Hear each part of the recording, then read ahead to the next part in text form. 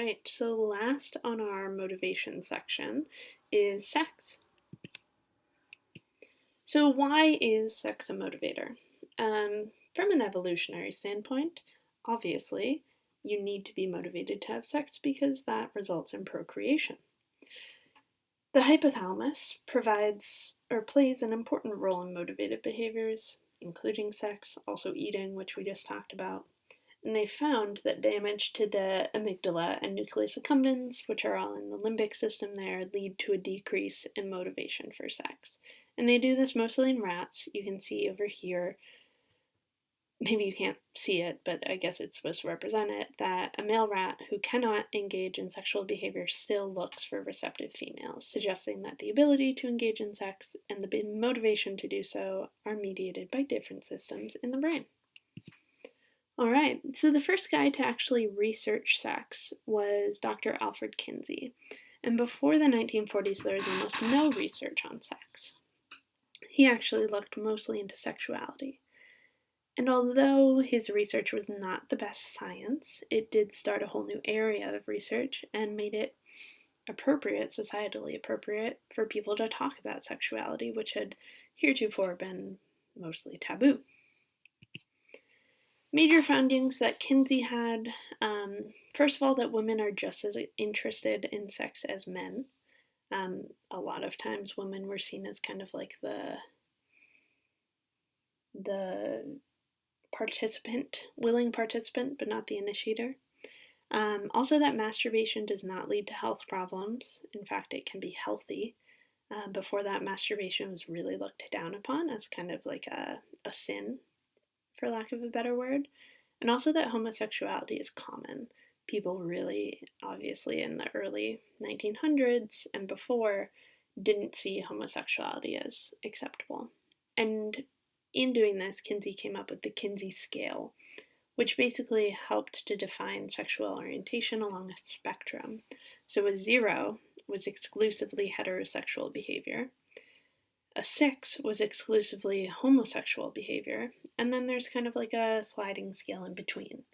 And this is he called it ambisexual, anything in between. Okay, so Kinsey's research was followed up by Masters and Johnson, and Kinsey had used a lot of personal interviews. Masters and Johnson actually observed people having intercourse, which had previously been seen as like, oh my god, why would you do that? And they measured the variables. So they found this thing, the graph down here, called a sexual response cycle. So the first part of the sexual response cycle is excitement, which is basically when people get aroused. Basically like getting excited about sex. Then you hit a plateau where the body is prepped for an orgasm. Usually people are engaging in intercourse at this time, but there hasn't been an orgasm yet.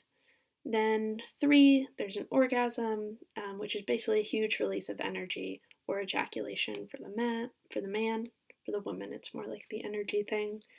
And then there's a resolution, which is a return to normal. There's also a refractory period, which isn't shown here. It's kind of like the same as in nerves firing. There's a period in which you cannot experience another orgasm. For men, that can be on the order of like hours to the entire day. For women, there's not really one, for most women at least. Sexual orientation. Sexual orientation is defined as a person's emotion and erotic attraction towards another person.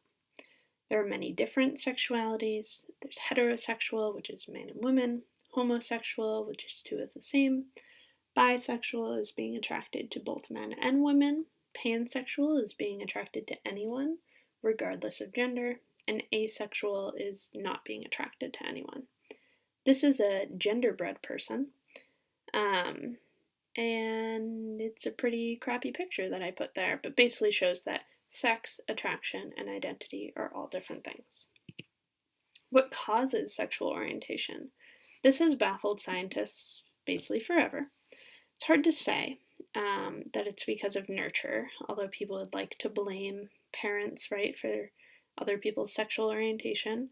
Because backgrounds and experiences are so similar for people of all orientations, there's no way to like raise a gay child. That doesn't happen, or raise a straight child.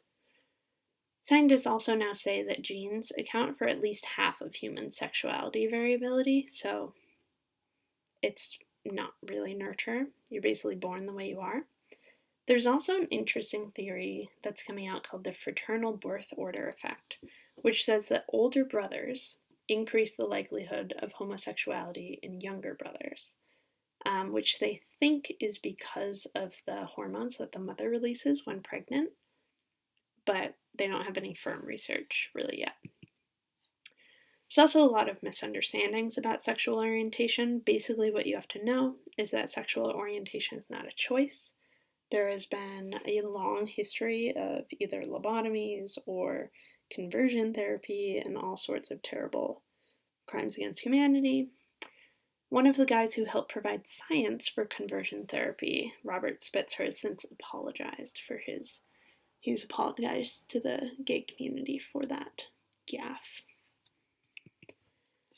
All right, then we get to gender identity. Gender identity is one's sense of being male or female, or in between, right? Gender identity is not sexuality, and it is not sex. It is an identity. And you can see over here at the gender unicorn, you've got gender identity is separate from gender expression, is separate from sex assigned at birth, is separate from physical attraction, is separate from emotional attraction. When your sex assigned at birth does not match your gender identity, people often will experience something called gender dysphoria, which is basically a sense of not being in the right body. This can lead to transgender. This is a picture of Jenny Finney Bolin, who actually worked at Colby. She went through a transition at Colby, and I never had her, but she's a very prolific writer and a very good writer about her experience. So transgender people do not identify with the sex assigned at birth. They often look for other ways to live in a manner that is consistent with their gender identity. They might dress in opposite sex clothing, they might assume a new name or identity, they might undergo hormone therapy to change their body image, or they might receive gender affirming surgery, which used to be called sex reassignment surgery, but the language has changed to gender affirming because you don't want to pretend like that person isn't the gender that they are. Like, their identity is what matters most, is the idea there. They have found that millennials are the first generation where most people understand that gender is fluid, and that 12% of millennials identify as trans, or I should have written gender fluid, but I guess I didn't. There are also some cultural factors on sexual orientation and gender identity. For instance, in the US, heterosexuality is viewed as the norm. In parts of New Guinea, however, young boys are expected to engage sexually with other boys as a part of the maturation process. We have a very distinct two-gender culture. In Thailand, however, there are 3 genders, male, female, or Kathui, which is intersex. We don't even recognize intersex as normal, even though it is a naturally occurring thing. If you look down here, these pictures are of David Reimer. We'll talk about him in class more, but David Reimer basically was born as a boy. He was a twin.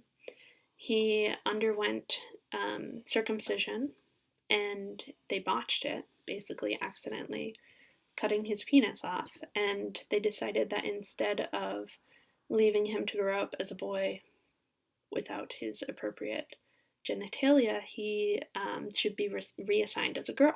So he was brought up as Brenda, which is right here at the left, had no idea that he was a boy, and underwent incredible trauma until about high school age, I would say, when his parents finally told him that he was actually a boy, and he started living as one. So really terrible story there. All right, that is it for this. Basically, the takeaway is that gender identity is important. There you go.